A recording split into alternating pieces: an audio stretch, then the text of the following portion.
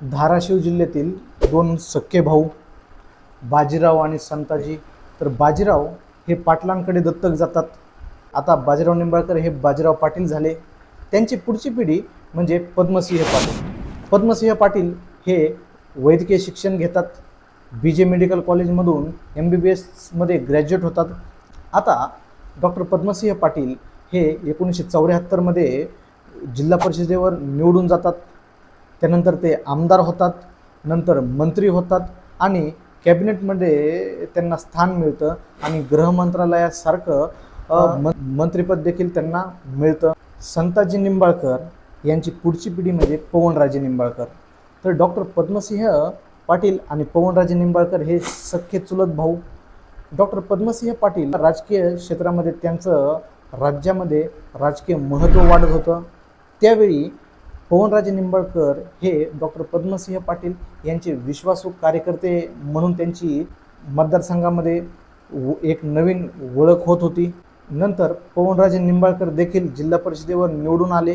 त्यानंतर कारखान्याचा कारभार देखील त्यांच्याकडे आला.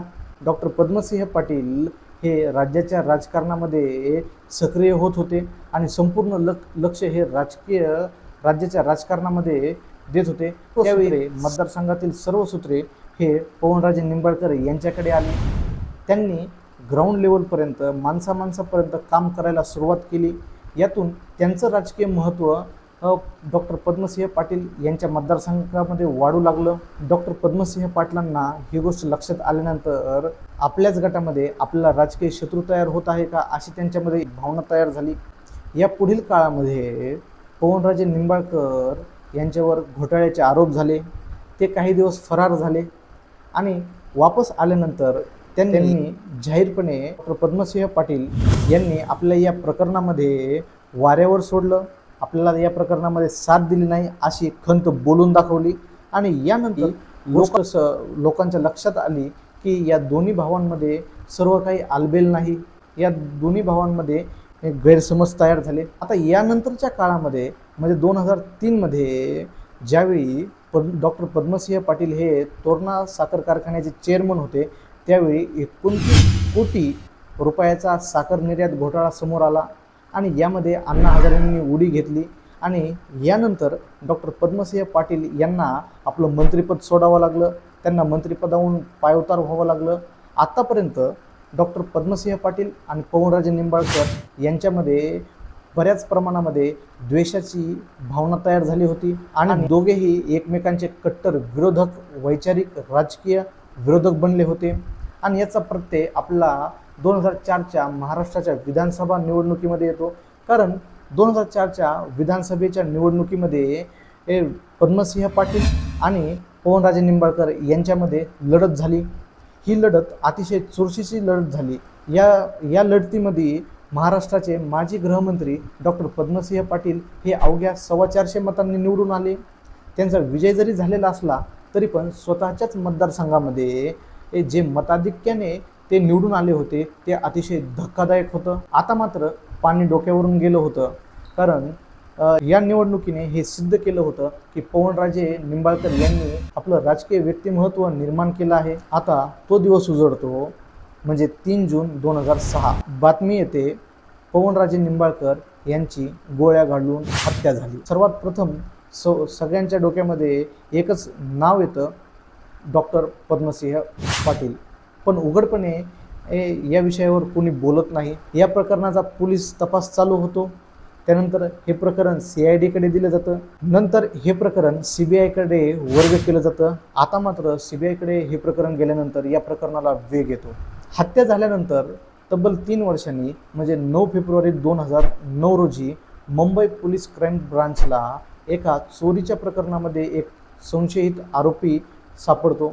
तो आरोपी मी पवनराजे निंबाळकर यांची हत्या केल्याची कबुली देतो.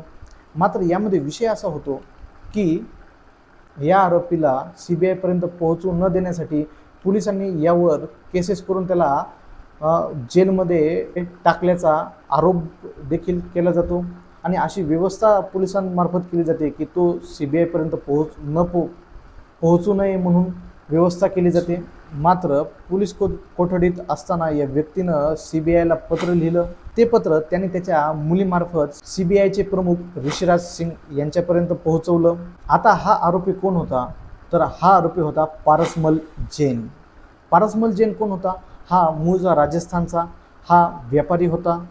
2005 मध्ये याची आर्थिक परिस्थिती मंदावली. त्यानंतर त्याने त्याचा मित्र मोहन शुक्ला याच्याकडे पैशाची मदत मागितली आणि मोहन शुक्लाने त्याला सांगितलं की तू लातूरला जा आणि लातूरमध्ये सतीश मांदडेला भेट. डॉक्टर पद्मसिंह पाटील हे पवनराजे निंबाळकर यांच्यावर प्रचंड नाराज आहेत आणि पवनराजे निंबाळकर यांची तू हत्या कर, त्यातून तुला आर्थिक फायदा मिळवून देऊ असं आश्वासन देखील त्याने दिलं. त्यातून तुला आर्थिक मोबदला मिळवून देतो, पैसे मिळवून देतो असं आश्वासन दिलं. CBIने पारसमल जैनला माफीचा साक्षीदार बनवलं. 29 मे 2009 रोजी दिलेल्या जबाबामध्ये पारसमल जैनने सांगितलं, पवनराजे निंबाळकर यांची हत्या केल्यानंतर मी डॉक्टर पद्मसिंह पाटील यांना भेटलो. त्यांनी मला 30 लाख रुपये दिले. मी त्यातले 5 लाख रुपये माझ्याकडे ठेवले आणि उर्वरित रक्कम UPच्या कैलास यादवला दिली. कैलास यादवने सांगितले मी 5 लाख रुपये ठेवले आणि उर्वरित रक्कम मी छोटे पांडेला दिली आणि छोटे पांडेने कबुली दिली की मी 4 लाख रुपये प्रत्येकी तिवारी आणि छोटू सिंगला दिली आणि उर्वरित रक्कम मी माझ्याकडे ठेवली. आता तिवारी आणि छोटू सिंग हे तेच शूटर होते ज्यांनी 3 जून 2006 रोजी पवनराजे निंबाळकर यांची गाडी अडवून त्यांच्यावर गोळीबार करून त्यांची हत्या केली. आता या कबुलीमुळे या प्रकरणाला एक मोठं आणि वेगळं वळण लागलं होतं. आता या प्रकरणामध्ये एक वेगळीच कडी जोडली गेली होती.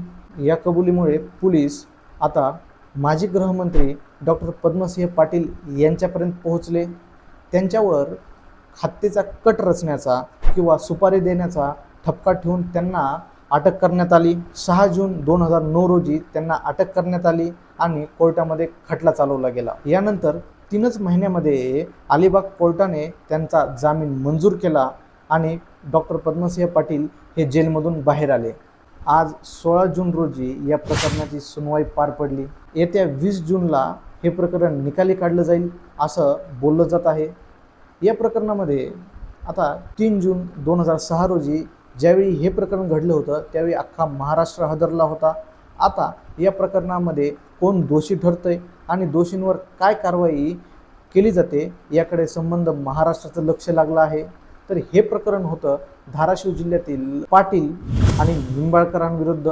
हे प्रकरण होतं 2 सख्या चुलत भावांचं राजकीय वर्चस्वातून वैमनस्य कसं तयार झालं आणि त्यातून हत्येपर्यंत हत्येचा ठपका कसा भावावर ठेवला गेला ही सांगणारी ही सत्य घटना. तर तुम्हाला काय वाटतं या प्रकरणामध्ये पद्मसिंह पाटील हे खरंच दोषी ठरतील का? आणि जर दोषी ठरले तर त्यांना काय शिक्षा होईल? या व्हिडिओच्या कमेंट बॉक्समध्ये सांगायला विसरू नका. आणि असेच नवनवीन माहितीपूर्ण व्हिडिओ बघण्यासाठी हितचिंतक या चॅनलला लाईक, शेअर आणि सबस्क्राईब करायला विसरू नका. चला तर भेटूया मग पुढच्या भागामध्ये. धन्यवाद.